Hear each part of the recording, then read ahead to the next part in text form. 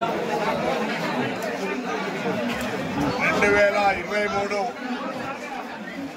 ప్రజల ఆకాంక్షలు గెలిచి నియంతృత్వం పోయి ప్రజల పక్షమైనటువంటి ప్రజా పరిపాలనను మార్పు కోరుకున్నటువంటి సంవత్సరం ఈ 2023కు ఘనంగా వీడ్కోలు చెప్తూ 2024లో ఈ 6 గ్యారెంటీలు అయితే కాంగ్రెస్ ప్రభుత్వం చేస్తామని చెప్పినామో అందుకు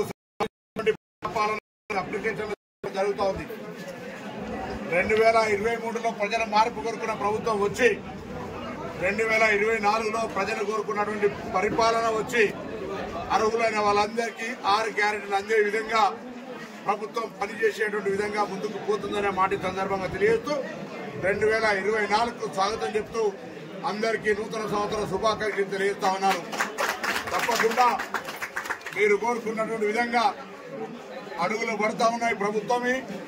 తప్పకుండా సరి అయిన సమయం లోపల సరి అయిన విధంగా ప్రజల సమస్యలు అన్ని కూడా పద్ధతిలో పరిష్కరించబడతాయనే మాట సందర్భంగా మనవి చేస్తూ మనం 2023 మార్పుకు శ్రీకారం చుట్టింది.